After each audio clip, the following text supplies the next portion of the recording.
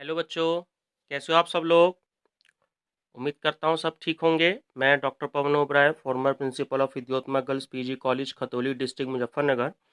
Students, BCom third year Chaudhary Charan Singh university Meerut का जो मैंने ई कॉमर्स का आपका न्यू सिलेबस के जो एमसीक्यूज जो स्टार्ट कर रखे हैं, उसमें हमारा चैप्टर चल रहा था एनवायरमेंट प्रोटेक्शन एक्ट 1986। तो स्टूडेंट्स, मैं 2 वीडियो अपलोड कर चुका हूँ और आज की इस वीडियो में मैं आपका ये चैप्टर जो है मैं बिल्कुल फिनिश करा दूंगा। तो कल तक जो वीडियो मैंने इसमें अपलोड करी थी, तो उसमें मैंने 50 क्वेश्चंस तक आपको दिए थे और आगे के क्वेश्चंस स्टूडेंट मैं आपको इस वीडियो में प्रोवाइड करा रहा हूँ। हम डिस्कस करेंगे आगे 30-35 क्वेश्चन, ये चैप्टर इस वीडियो में फिनिश हो जाएगा। चलिए स्टूडेंट, डिस्कस करते हैं। क्वेश्चन नंबर 51, निम्नलिखित में से कौन सी संकल्पना गलत है। तो स्टूडेंट देखिए, ये जो संकल्पनाएं होती हैं, जो हमारे कॉन्सेप्ट्स हैं, तो ऑप्शन नंबर सी इसमें बिल्कुल गलत है कि पर्यावरण भौतिक संसाधनों का भंडार है, जैविक संसाधनों का नहीं। तो स्टूडेंट ये जो संकल्पना है ये ही गलत है, ऑप्शन सी। ठीक है, बाकी ये भी ध्यान रखना, ऑप्शन ए, ऑप्शन बी और ऑप्शन डी, क्योंकि ये भी एग्जाम में पूछा जा सकता है कि पर्यावरण की कार्यप्रणाली प्राकृतिक नियमों से संचालित होती है। आप सब जानते हैं, धूप निकलना, सूर्य निकलना, सूर्य छिपना, बारिश का मौसम प्राकृतिक है। ठीक है, आंधी तूफान बारिश ये सब नेचर के हिसाब से ही होता है। और पर्यावरण के तत्वों में पार्थिव एकता का विद्यमान है, ये भी ठीक है। और स्टूडेंट ऑप्शन डी, पर्यावरण व्यवस्था में स्वयं संवर्धन क्षमता विद्यमान होती है, ये भी ऑप्शन जो है वो बिल्कुल ठीक है। चलिए student, question number 52। Question number 52 की निम्नलिखित में से कौन सी व्यवस्था प्राकृतिक नियमों से संचालित नहीं होती है। स्टूडेंट देखिए, ऑप्शन नंबर बी, क्वेश्चंस को थोड़ा सा ध्यान देना है कि कौन सी व्यवस्था प्राकृतिक नियमों से संचालित नहीं होती है। तो स्टूडेंट ऑप्शन बी बिल्कुल करेक्ट है, मानव प्रेरित पारिस्थितिकी तंत्र। देखिए मतलब क्या है कि जो मानव प्रेरित पारिस्थितिकी तंत्र है वो प्राकृतिक नियमों से संचालित नहीं होते हैं। ठीक है, जबकि खाद्य श्रृंखला, इंग्लिश में फूड चैन बोलते हैं हम इसे, ऊर्जा प्रवाह, जैव भू रासायनिक चक्र और प्राकृतिक नियमों से ही संचालित होते हैं। ठीक है स्टूडेंट, तो बहुत इंपॉर्टेंट क्वेश्चन है।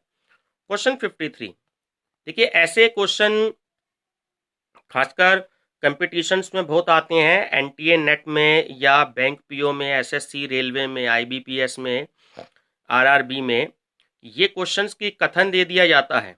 ठीक है, जैसे देखिए यहाँ पे 2 आपको स्टेटमेंट दिए गए हैं। स्टूडेंट स्टेटमेंट बोलते हैं हम इंग्लिश में कथन को।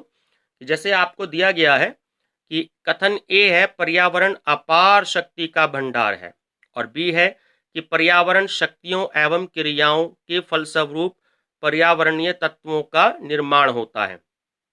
स्टूडेंट देखिए, इसमें ऑप्शन ए बिल्कुल ठीक है। दोनों ही जो स्टेटमेंट दी गई हैं, ए और बी, वो बिल्कुल सही दी गई हैं कि पर्यावरण में कई प्रकार की शक्तियां जो विद्यमान हैं, और इन्हीं शक्तियों और प्रक्रियाओं, इंग्लिश में प्रोसेस बोलते हैं और शक्तियों को पावर्स बोलते हैं, के कारण ही जो पर्यावरण तत्व हैं, जो हमारे एनवायरमेंटल फैक्टर्स हैं, उनका निर्माण होता है।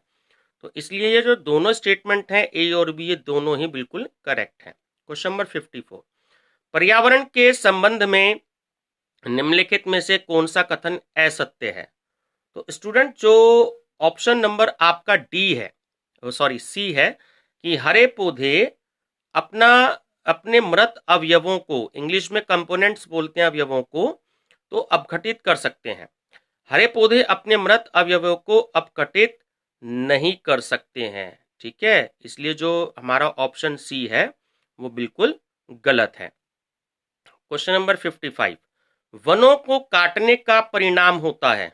तो स्टूडेंट ऑप्शन नंबर बी बिल्कुल जो है वो ठीक है कि वनों को काटने के परिणाम स्वरूप मिट्टी का क्षरण होता है।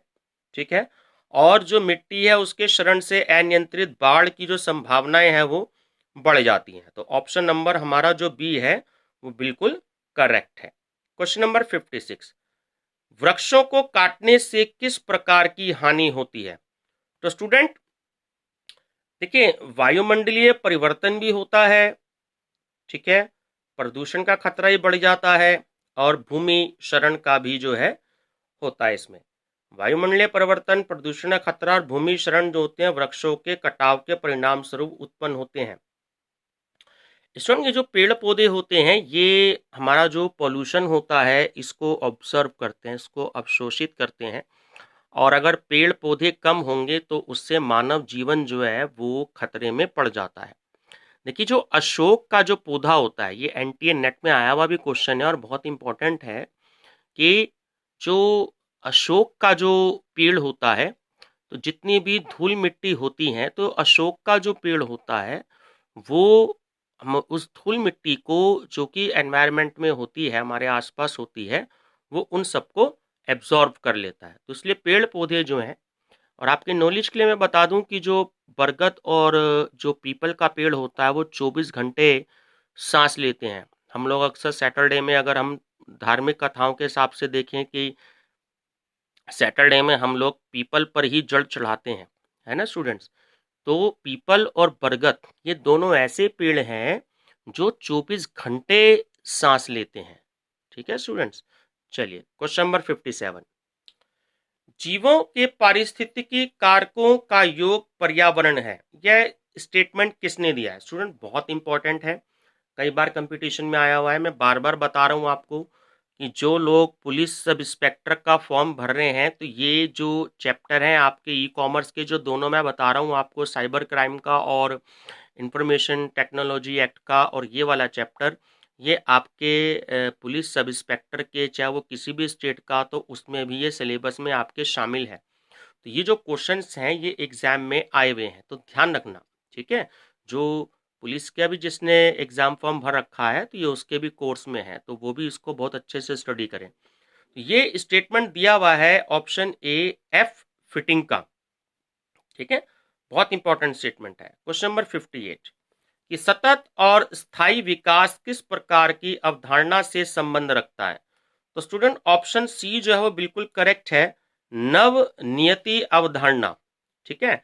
सतत और स्थायी विकास नवनीति अवधारणा से संबंधित है, और सतत विकास सामाजिक आर्थिक विकास की वो प्रक्रिया होती है जिसमें पृथ्वी की सहन शक्ति के अनुसार विकास की बात की जाती है। क्वेश्चन नंबर 59, पर्यावरण एक अविभाज्य समष्टि है।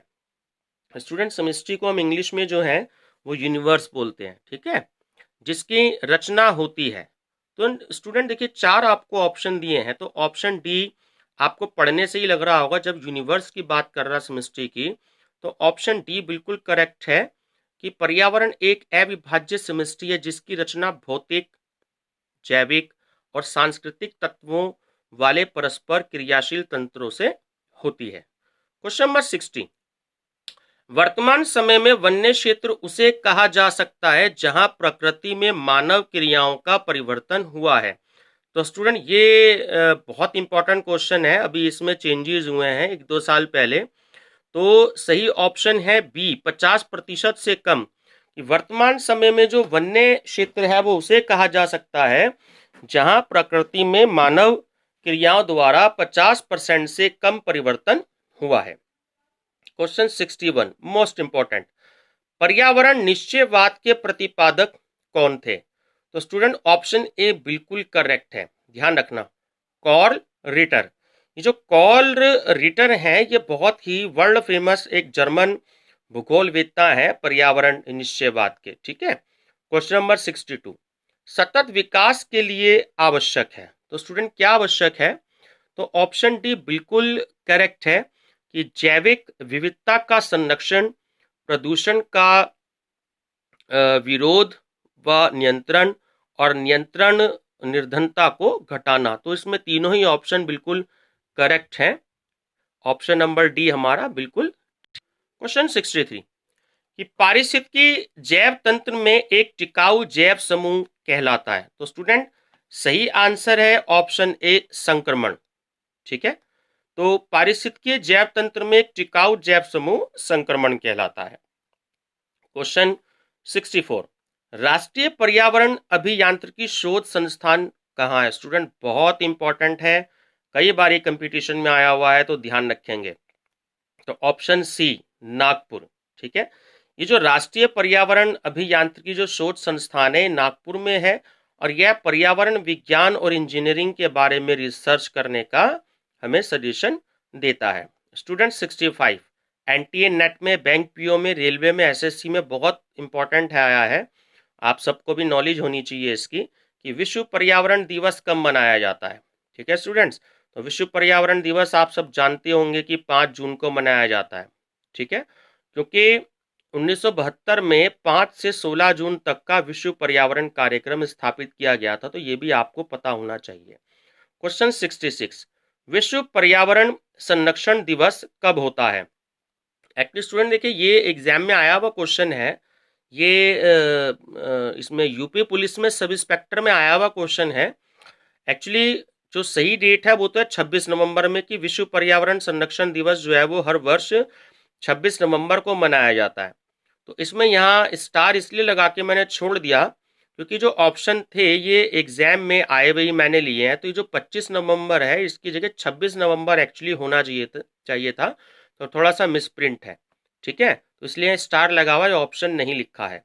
तो अगर ऑप्शन नहीं था तो जिन लोगों ने ऑप्शन ए को वहाँ एग्जाम में करेक्ट लगाया था, उसके जो आसपास की डेट होती है तो उसको करेक्ट ही माना जाता है। तो यहाँ पे फिलहाल सही आंसर है 26 नवंबर, तो आप याद रखेंगे। Question number 67, most important question, global 500 पुरस्कार प्रदान किया जाता है। स्टूडेंट, ये जो ग्लोबल 500 पुरस्कार दिया जाता है, एक्चुअली ये पर्यावरण की जो प्रतीक्षा हेतु ही किया जाता है। इसमें ग्लोबल 500 जो पुरस्कार है ये पर्यावरण और मानवीय उपलब्धि को पहचानने के लिए जो यूनाइटेड नेशन है वो पर्यावरण कार्यक्रम द्वारा प्रदान किया जाता है। स्टूडेंट, ये एनटीए नेट में आया हुआ भी क्वेश्चन है फर्स्ट पेपर में। क्वेश्चन नंबर 68, पर्यावरण का संरक्षण और सुधार भारतीय संविधान के अनुच्छेद अनुच्छेद में है। तो स्टूडेंट, मैंने आपको कई बार बताया कि इंग्लिश में अनुच्छेद को हम आर्टिकल बोलते हैं, तो इसका सही आंसर है वो है ऑप्शन ए, अनुच्छेद 48 ए। ठीक है स्टूडेंट। क्वेश्चन नंबर 69, पर्यावरण विभाग की स्थापना भारत में किस वर्ष हुई थी। बहुत इंपॉर्टेंट क्वेश्चन है, ध्यान रखिएगा, ये क्वेश्चन आने की उम्मीद है आपके बीकॉम थर्ड ईयर में भी। तो ऑप्शन डी बिल्कुल करेक्ट है, 1980 में। क्वेश्चन नंबर 70, पर्यावरण एवं विकास का विश्वव्यापी आयोग की स्थापना कब हुई थी। स्टूडेंट, बहुत मोस्ट इंपॉर्टेंट है, ऑप्शन सी 1984। ध्यान रखिएगा, दोनों में अंतर है। ये कह रहा है कि पर्यावरण विभाग की स्थापना भारत में कब हुई थी, तो तब आंसर आएगा 1980, और पर्यावरण एवं विकास का विश्वव्यापी आयोग की स्थापना कब हुई थी, तो वो है 1984 में। क्वेश्चन 71, संयुक्त राष्ट्र पर्यावरण कार्यक्रम, जिसे शॉर्ट में यूएनईपी कहते हैं, यूनाइटेड नेशन एनवायरनमेंट प्रोग्राम का जो मुख्यालय है, मुख्यालय को स्टूडेंट हम इंग्लिश में हेड ऑफिस बोलते हैं, तो वो कहाँ है, बहुत ही मोस्ट इंपॉर्टेंट क्वेश्चन है। तो स्टूडेंट, इसका जो मुख्यालय है वो ऑप्शन सी है, नैरोबी। ठीक है, और अगर आपसे ये पूछा जाए कि UNEP United Nation Environment Programme की जो स्थापना हुई थी वो कब हुई थी, तो वो आपको याद रखना है 1972 में हुई थी। चलिए क्वेश्चन 72, देखिए ये भी एनटीए नेट के पेपर फर्स्ट में आया हुआ क्वेश्चन है, मतलब मैं एनटीए नेट इसलिए बोल रहा हूँ क्योंकि ये मुझे याद है, अभी लेटेस्ट जो एग्जाम्स चल रहे हैं तो उनमें आए हुए क्वेश्चन हैं ये। तो मेरी वीडियो भी है कुछ एनटीए नेट में, तो जो स्टूडेंट देखना चाहे वो एनटीए नेट देख सकते हैं। तो मैंने 4-5 वीडियो उसमें अपलोड करी हुई हैं, आगे मैं रिवाइज करके इसको जो है फिर अपलोड करूँगा कुछ दिनों के बाद में। तो ये याद है इसलिए मैं आपको बता देता हूँ, तो आपको उन क्वेश्चंस की तैयारी बहुत अच्छे से करनी है। तो स्टूडेंट देखिए, सही आंसर है ऑप्शन नंबर बी, ग्लोबल जो 500 पुरस्कार है वो संयुक्त राष्ट्र पर्यावरण कार्यक्रम संस्थान द्वारा दिया जाता है। ठीक है, तो ग्लोबल 500 से दोनों रिलेटेड मैंने आपको क्वेश्चन बता दिए। ग्लोबल 500 पुरस्कार यूएनईपी के द्वारा दिया जाता है। क्वेश्चन नंबर 73, कि पर्यावरण सुरक्षा प्राधिकरण, ठीक है, ईपीए में कितने सदस्य होते हैं। तो स्टूडेंट्स, ये बहुत इंपॉर्टेंट क्वेश्चन है, ध्यान रखना। ये जो ईपीए है तो इसमें 5 सदस्य होते हैं, ऑप्शन नंबर डी बिल्कुल करेक्ट है। ठीक है, ये भी बैंक पीओ और एसएससी में आया हुआ क्वेश्चन है। क्वेश्चन नंबर 74, पर्यावरण संरक्षण अधिनियम 1986 की निम्नलिखित में से कौन सी धारा पर्यावरण संरक्षण के संदर्भ में विशेष प्रावधान करती है? तो स्टूडेंट, ये ऑप्शन नंबर ए और बी दोनों ही ठीक है कि धारा 10 और धारा 11, और बी है धारा 15 और धारा 19। ठीक है, पर्यावरण संरक्षण अधिनियम 1986 की जो धारा 10 है वो प्रवेश और निरीक्षण की धारा है। धारा 11 जो है वो नमूने को इंग्लिश में हम सैंपल बोलते हैं, तो सैंपल लेने की शक्ति और उसके संबंध में जो भी अनुसरण की जाने वाली प्रक्रिया है उससे रिलेटेड है। धारा 15 जो अधिनियम और नियम है, आदेशों और निर्देशों को उपबंधों के उल्लंघन के लिए शास्ति और तथा धारा 19 जो है वो अपराधों का संज्ञान करने के संबंध में प्रावधान लिया जाता है उसमें। तो बहुत इंपॉर्टेंट क्वेश्चन है, ध्यान रखेंगे। क्वेश्चन नंबर 75, पर्यावरण संरक्षण अधिनियम की कौन सी धारा प्राविधानित करती है कि कोई भी न्यायालय इस अधिनियम के अंतर्गत किसी अपराध का संज्ञान परिवाद प्रस्तुत करने के अतिरिक्त नहीं करेगा? स्टूडेंट देखिए, ऑप्शन बी बिल्कुल करेक्ट है कि धारा 19। ठीक है, बहुत इंपॉर्टेंट क्वेश्चन है। क्वेश्चन नंबर 76, पर्यावरण संरक्षण अधिनियम 1986 की कौन सी धारा के उपबंध नियमों, आदेशों और निर्देशों के उल्लंघन की स्थिति में दंड का प्रावधान करती है? तो स्टूडेंट, ऑप्शन डी बिल्कुल करेक्ट है, धारा 15। क्वेश्चन 77, जल प्रदूषण निवारण तथा नियंत्रण अधिनियम 1974 के अंतर्गत परिवाद किसके द्वारा दायर किया जा सकता है? तो स्टूडेंट, ये जो जल प्रदूषण है, ध्यान रखना, तो इसमें प्रदूषण नियंत्रण जो बोर्ड है धारा 49 से कहती है कि जो जल प्रदूषण निवारण और नियंत्रण अधिनियम है 1974, उसके अंतर्गत प्रदूषण नियंत्रण बोर्ड परिवाद दायर कर सकता है। क्वेश्चन नंबर 78, वायु प्रदूषण निवारण तथा नियंत्रण अधिनियम 1981 की कौन सी धारा अधिनियम के उल्लंघन पर दंड का प्रावधान करती है? तो स्टूडेंट, तीनों ही धारा हैं, धारा 37, धारा 38 और धारा 39। ठीक है, तो ध्यान रखना, ऑप्शन डी जो है वो बिल्कुल करेक्ट है इसमें। क्वेश्चन नंबर 79, वायु प्रदूषण निवारण और नियंत्रण अधिनियम 1981 की धारा 37 कितनी अवधि तक के कारावास का प्रावधान करती है? अब देखिए स्टूडेंट, ये भी सब इंस्पेक्टर में आया हुआ क्वेश्चन है ये, तो एक्चुअली जो इसका सही आंसर था वो था 1 वर्ष। ठीक है, लेकिन यहां नहीं दिया। तो वायु प्रदूषण निवारण और नियंत्रण अधिनियम 1981 की धारा 37 से कहती है कि अगर किसी को जेल होगी तो वो 1 साल तक की जेल हो सकेगी और इसमें दंड का भी प्रावधान है। ठीक है, तो अगर जिसने ऑप्शन ए भी टिक लगाया है 6 मास, जो 6 महीने, तो वो करेक्ट माना जाएगा, लेकिन एक्यूरेट आंसर जो है वो 1 साल है। कभी कभी पेपर में थोड़ी सी मिस्टेक हो जाती है, तो जो उसके नियर का आंसर होता है उसके आसपास का, तो उसे करेक्ट माना जाता है। क्वेश्चन नंबर 80, प्रदूषण निवारण तथा नियंत्रण अधिनियम 1981 के अंतर्गत अपराध का जो विचारण है वो कौन कर सकेगा? तो सही आंसर है स्टूडेंट ऑप्शन सी, महानगर का मजिस्ट्रेट यानी कि डीएम, डिस्ट्रिक्ट मजिस्ट्रेट शॉर्ट में बोलते हैं, और बी प्रथम श्रेणी का न्यायिक मजिस्ट्रेट। ठीक है, तो ऑप्शन सी दोनों ही बिल्कुल ठीक है, ध्यान रखिएगा। क्वेश्चन 81, वायु प्रदूषण निवारण तथा नियंत्रण अधिनियम 1981 की कौन सी धारा अपराध के संज्ञान का उपबंध करती है? तो स्टूडेंट धारा 43। ठीक है, ध्यान रखना, बहुत इंपॉर्टेंट क्वेश्चन है। क्वेश्चन 82, प्रदूषण मुक्त जल और वायु के उपभोग का अधिकार संविधान के किस अनुच्छेद के अंतर्गत प्रदत्त समाहित है? तो स्टूडेंट ये है ऑप्शन नंबर ए, अनुच्छेद यानी कि आर्टिकल 21। इसमें प्रदूषण मुक्त जल और वायु के उपभोग का अधिकार संविधान के अनुच्छेद 21 के अंतर्गत प्रदत्त समाहित है। क्वेश्चन नंबर 83, प्रत्येक नागरिक को जल और वायु प्रदूषण से बचाने के लिए किस अनुच्छेद के अंतर्गत लोकहितवाद संस्थित करने का अधिकार है? तो स्टूडेंट सही आंसर है ऑप्शन नंबर डी, अनुच्छेद 32। ठीक है, धाराएं स्टूडेंट्स बहुत इंपॉर्टेंट होती हैं, तो बहुत अच्छे से आप इन्हें याद कर लेंगे। क्वेश्चन नंबर 84, ध्वनि प्रदूषण की सीमा एवं मानदंड का निर्धारण निम्नलिखित में से किस वाद में किया गया है? तो स्टूडेंट ये देखिए, वाद का भी कभी कभी क्वेश्चन आ जाता है। तो ऑप्शन ए बिल्कुल ठीक है कि ध्वनि प्रदूषण की सीमा एवं मानदंड का निर्धारण इन ये जो है ध्वनि प्रदूषण वाद में ही किया जा सकता है, इंद्रिय ध्वनि प्रदूषण। ठीक है, ध्यान रखिएगा। और लास्ट क्वेश्चन है स्टूडेंट इस वीडियो का, आपके इस चैप्टर का भी, चैप्टर इसके बाद खत्म है, एनवायरमेंटल प्रोटेक्शन एक्ट, कि संविधान का कौन सा अनुच्छेद भारत के प्रत्येक नागरिक पर प्राकृतिक पर्यावरण का संवर्धन तथा प्राणी मात्र के प्रति दया भाव रखने का कर्तव्य आरोपित करता है? तो स्टूडेंट सही आंसर है ऑप्शन 51। जो हमारे संविधान का जो अनुच्छेद है आर्टिकल 51 जो है वो भारत के प्रत्येक नागरिक पर प्राकृतिक पर्यावरण का संवर्धन तथा प्राणी मात्र के प्रति दया भाव रखने का कर्तव्य आरोपित करता है। तो स्टूडेंट 85 क्वेश्चंस दिए हैं मैंने आपको इस चैप्टर में, बिल्कुल लेटेस्ट क्वेश्चन दिए हैं। और अब मैं इसमें आपको न्यू चैप्टर स्टार्ट कराऊंगा 1-2 दिन बाद।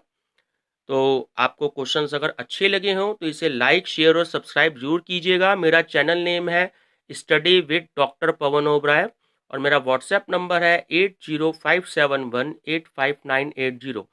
स्टूडेंट्स कोई भी प्रॉब्लम होती है तो जैसे कि आप लोग मुझे फ़ोन करके कहते हैं मेरे व्हाट्सएप नंबर पर, तो आप मुझसे डिस्कस कर सकते हैं और मैं हर सब्जेक्ट के आपको क्वेश्चंस बैंक भी दूंगा 600-700 क्वेश्चंस के। और फिर मैं आपको पिछले सालों के जो क्वेश्चन पेपर है मैं उनको भी जो है सॉल्व करवाऊंगा। तो इसलिए आप टेंशन बिल्कुल मत लीजिएगा, बस आप लोग बहुत अच्छे से स्टडी करें और मुझे भी जो है लाइक, शेयर और सब्सक्राइब करके जो है आप मोटिवेशन मुझे भी देते रहें। Thank you students.